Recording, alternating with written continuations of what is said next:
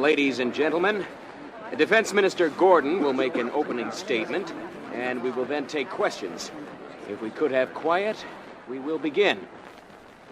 The following information is rated top secret. You have already passed through security clearance Alpha and Beta, as well as the retina scan. So by now, you must be aware of the sensitive nature of the material you are about to receive. Let me stress to you one more time, what you will learn today pertains to top priority planetary security and must not be discussed with anyone outside this briefing. Any breach of this pact will be dealt with swiftly and firmly. Is that clear to everyone here today in the Red Room? Fine. As Zardonian Defense Minister, I have called you men and women together for this most important meeting. As base commanders of the more than 50 anti-ballistic missile sites around the planet, you already know your duties. Each one of you is responsible for the defense and protection of 6 cities in your area. It has long been Zardonian policy not, I repeat, not to maintain first strike possibility. Our weapons are by design and intention only defensive. But Mr. Defense Minister... Please, one at a time. But Mr. Defense Minister, doesn't that leave us vulnerable to enemy attack? Of course not. This is why I have called you here today. Recent intelligence data gathered by our agents, as well as satellite and long-range wave interception, have revealed a disturbing new find. Can you tell us some of the unclassified details, sir? We have good reason to believe that one of our closest neighbors, the planet Krytol, is preparing an attack on our planet. I know this does not come as a surprise to many of you who have long felt that the Krytolians could not be trusted to keep their word in regards to the non-aggression pact. But we in planetary defense felt and continue to feel that a galactic policy of peaceful coexistence could not be conducted from a foundation of mistrust. We had hoped that all planets involved in the pact would take their responsibilities seriously, and indeed most have. But there's an exception to every rule, and it now appears that Krytol is that exception. But then, the Krytolians have always been an exceptional people.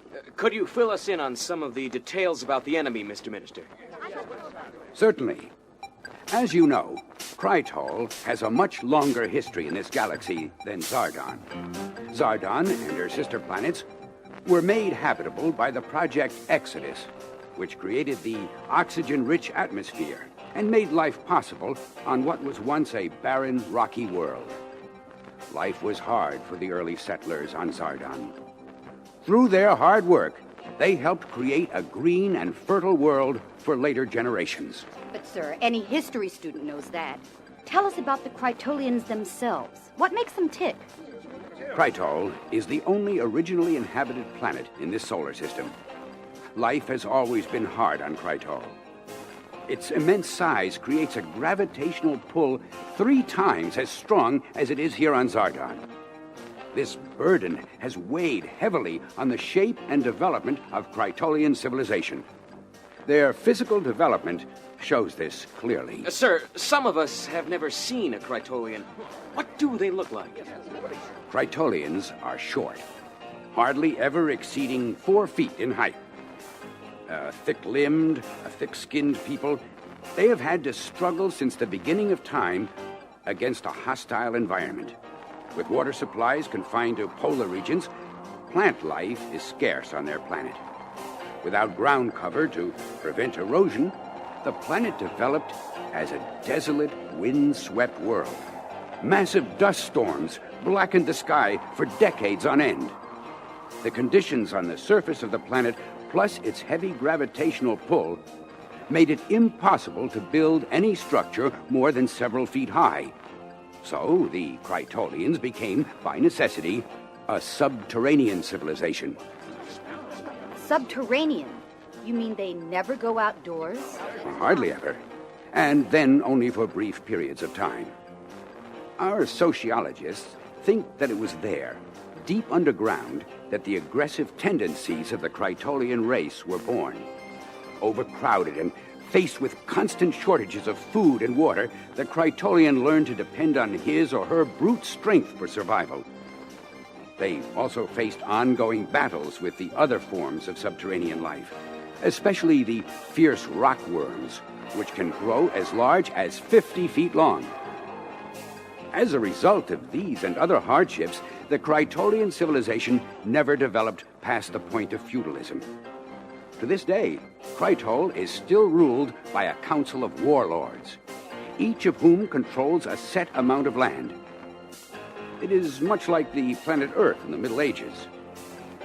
Up until now, their antisocial behavior has been a problem only to the few scientists and merchants who have had to deal with them. But something has changed, hasn't it, sir? There are rumors of a Krytolian attack. I'm afraid that is true. It now appears that the Krytolians have developed their own arsenal of weapons, fashioned after our own, but with one important difference. While our missiles are designed exclusively for defense, the Krytolian weapons seem geared for attack. Ladies and gentlemen, it is with the heaviest of hearts that I must tell you, it now appears that war is at hand. A Krytolian attack is expected any day. As we speak, our ambassador to Krytol is meeting with Jart the 11th, head of the Krytolian Council, in an attempt to avert what would be a tragic war for both our people. Let us pray, each in his or her own way, that he will be successful. If not, we will have to contemplate the unthinkable horror of war. Meanwhile, hundreds of thousands of miles away, on the planet Krytol. So, it's my old friend, the Zardonian ambassador it is. And me in a grumpy mood. Best watch his tongue, or he may find out what happened to Jarts number 1 through 10. And hear him now. Must protest in no uncertain terms. Clever woman! I am not being of talk and visit. Action is my cup of mud. Oh well, such is the fate of great men, to be surrounded with fools. How do I look, Queenie? Grand, my lovey, grand. Here, let me straighten your ogle. Stop it! There, that's better. Now you look like ruler, not gaproot farmer. All right. Show the old fool in. Ambassador Richards, what a pleasant surprise. Come in. Thank you, Jart. It is nice to see you again. And this must be the new Mrs. Jart. Charmed. I am sorry I couldn't make it to the wedding. You did get my gift, of course. Wifey loves grooming android you sent. Come on, Mark, baby. I'd love to, but I haven't time. I am here on urgent business. As head of the Krytolian Council, you and I must talk at once. Talk and visit. Proceed. Your Excellency, as representative of the planet Zardon, I must protest in no uncertain terms. Really? You aliens are predictable. Next, you'll be telling me you believe those outlandish rumors about our rockets aimed and your cities. Bluntly put, that was the thrust of my conversation, yes. Our intelligence force has picked up strong signs that you may be preparing an attack on our planet. If this is so, I must urge you to reconsider. It's all so much rubbish!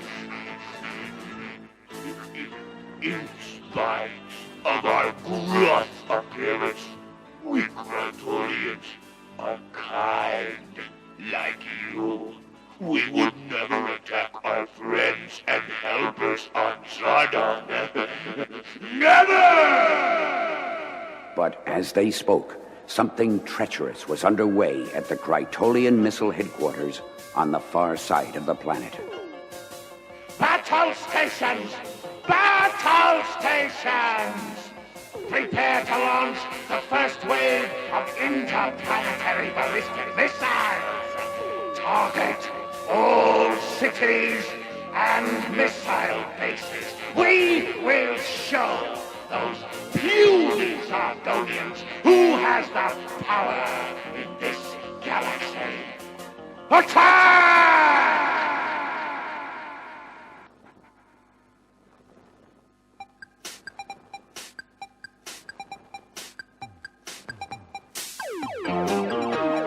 Missile command! Missile command! Missile command!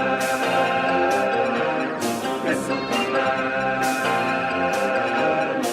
Here on Zardon we are peaceful, we don't like to fight. Here on Zardon we work hard and try to do what's right. We would never be the first ones to stage an attack. But when someone shoots at us, we shoot back. Now the battle has begun, the Krytol ships are near. In just a little while, their missiles will be here. Calling all base commanders with nerves of steel. I hope that you've been practicing, 'cause this time is for real. Missile command, missile command, missile command, missile command. I've got the power right here in my hand. Missile command, missile command, missile command, missile command, missile command. Gonna blast them out of the sky, show them no pity. We can do it if we try, 'cause we got to save the city. Missile command, missile command, missile command, missile command.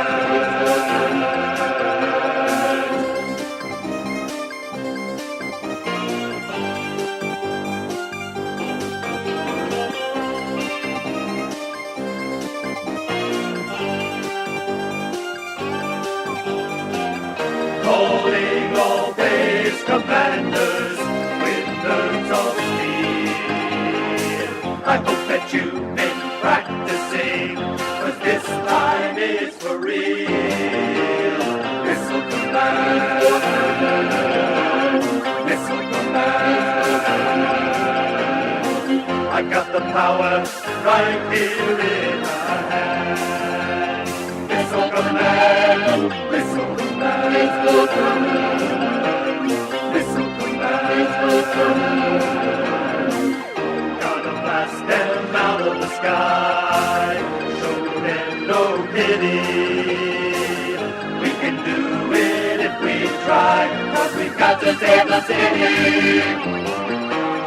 Missile command, missile command, missile command, missile command, missile command, missile command, missile command, missile command, missile command, missile command, missile command, missile command.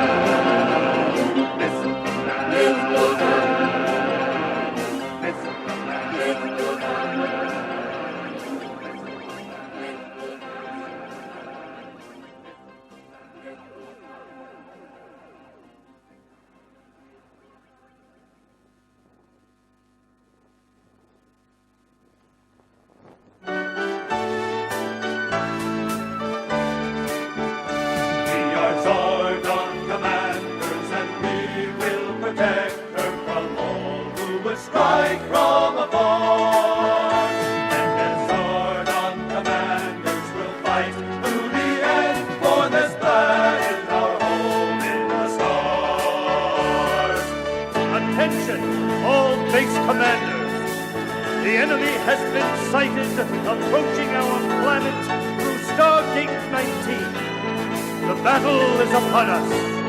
Be brave and true, and the victory shall be ours. We are Zardon Commanders, and we will protect her from all who would strike from afar. And as Zardon Commanders will fight to the end for this planet, our home in the stars. Warriors, be with from Krytolian. Battle will win and fight on. Let the universe beware our battle's on. Hail Krytolian, warriors be with from Krytolian.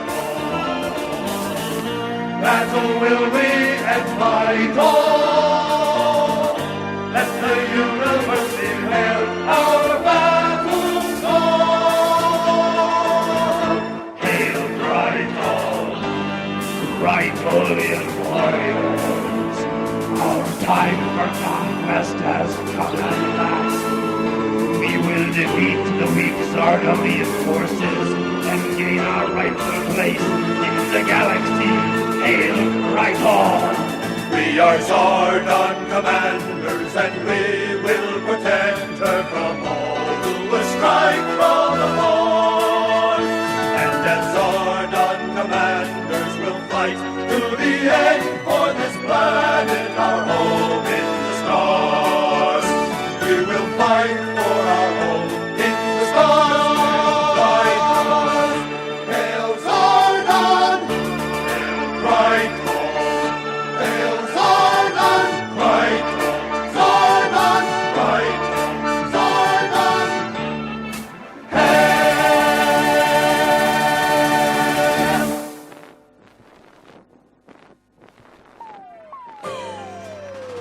Attention, crew. As you know, we are on red alert. I repeat, red alert. All personnel should be at their battle stations. We expect the Krytolian attack to begin momentarily. This is not a drill. From the moment the Krytolian missiles enter our radar range, we will have no more than 30 seconds to respond with our anti-ballistic missiles. We will be firing at three different types of weapons. The Krytolian interplanetary ballistic missiles, plus their cruise missiles, both smart and dumb. I do not have to remind you of the importance of skill and accuracy in firing these weapons. The very life and fate of the planet, and indeed the whole free universe, depends on stopping the enemy attackers. Good luck. Commander Samuel switched off the inner base communicator and pushed his chair back from the command headquarters weapons console. Before him, in the semi-darkness of the command room, the tracking screens glowed an eerie shade of green, and the missile standby lights flickered in sequence. It was a sight Sam, as his staff called him, had seen hundreds of times before in the battle simulation chamber. He had felt the rumbling of the concrete and alloy reinforced floor beneath his feet, and the heat of the blast simulators. He had tracked and destroyed thousands of attacking missiles, but now all that seemed 1,000 light years away. Those had all been practice sessions, and this time the threat was real. If he felt the floor rumble, it would mean that a missile had penetrated Zardonian airspace and scored a hit on one of the 6 cities under his command. If he felt heat, it would not be from the gigantic arc lamp heaters hidden in the simulator ceiling, but from the deadly glow of a radioactive blast nearby.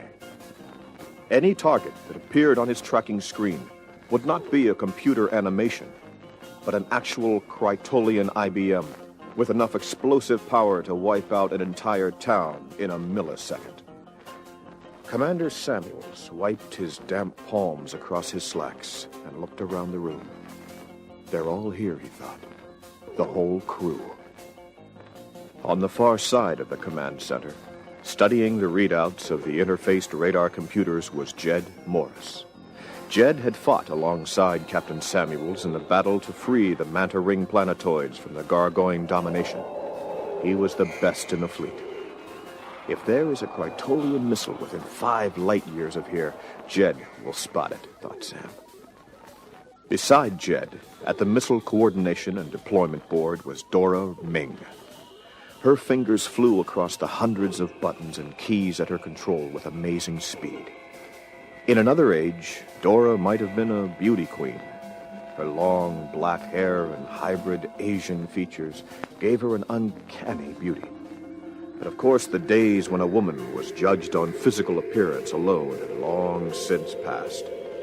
Nowadays, they fought alongside the men as equals and in some cases as superiors. Dora played second fiddle to no one. She was the finest missile deployment officer around, and she knew it. And finally, at the Status and Communications Patch Bay was Xenon. From his magnetic anchored position in the Situation Chair, he controlled the thousands of bits of information that came into the command room every minute. Although his life-tech skin gave him a surprisingly human appearance, there was never a human born who could perform the amazing number of functions Xenon could. His silicone and gas chip memory could hold and sort millions of pieces of data and process them for accuracy, security, and priority. When his alpha circuits were engaged, he could switch all incoming data to the beta or gamma inputs. It was like having 3 separate but interrelating brains online. Captain Samuels envied the cool, efficient way Xenon went about his business. No irrelevant memories to get in the way, no personal attachments. And yet, the android always had a pleasant smile and cheerful hello for everyone. He even liked to play crossword puzzles, a compatibility programming detail that made it even easier to forget that he was only 18 months old and had been assembled at the Defense Technology Plant in New Florida. They're a fine crew, thought Captain Samuels. The best. Suddenly, the tense quiet was shattered as Jed spotted a small blue dot sweeping across his radar screen at incredible speed. First one, then another. It was the first wave of Krytolian missiles. Krytolian IBMs approaching through Stargate 19. I see them, Jed. Range 53,000 miles and closing fast. There's no question about it. They're in our target vector, Captain. And what about central clearance? Do I have permission to engage the enemy? Then what are we waiting for, guys? Let's go get them. Stand by to deploy the first 10 ABMs, Dora. ABMs ready and holding, Captain. Launch window position. Now. Missiles in firing position, Captain. Auto radar honers locked on target, Sam. The birds are ready to fly. Let's wait for the enemy to move it just a little closer. Let old Jart think he's gonna nail us with the first round. A little psychological warfare. Launch tube temperature critical, Captain. We can't hold them much longer. Range 22,000 miles. They're picking up speed. Come to Papa. Come on.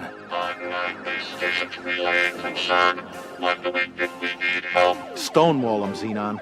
Come on, you little devils. I got a surprise for you. Oh, Jart must be dancing a victory jig by now. Range 12,000 miles. For God's sake, Sam, fire those things. Fire. Now! All birds have left the nest. I've got them up on the screen. And so does Jart, I'll bet. That ought to curl his beard. Uh-oh, we got a problem. Bird 2, guidance malfunction. I think it's going to be off target. We'll know in 5 seconds. Scheduled impact. Now. We got 5 of the 6. 1 got through. Range 6,000 miles. Oh my God, it's headed straight at New Chicago. How long have we got? 12 seconds to impact. Fire now! The bird's away. Looking good.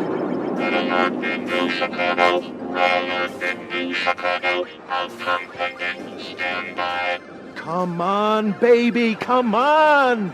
3 seconds to impact. 2, 1. We got it! Yes! Screens are clear, Captain. We have repelled the first wave. This is Relay. Congratulations, Captain. I'll tell him thanks, but it's a little too early for congratulations. That was just the first wave. The battle's not over yet. And Captain Samuels was right. At the Missile Command Center on the planet Krytol, Jart and his war council were huddled, planning their next attack. 1,000 Primolian curses! All of our missiles were destroyed. A lucky shot had they.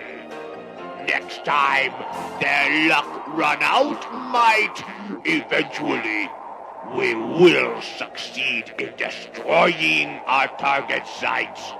Battle not over yet. Far from over.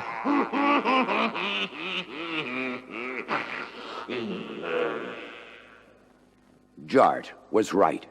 The battle was far from over. All across the wide surface of the planet Zardon, in dozens of missile launch sites, other base commanders besides Captain Samuels were waiting to take up the fight. They watched their radar screens, their fingers poised on the launch button, always on guard, always ready.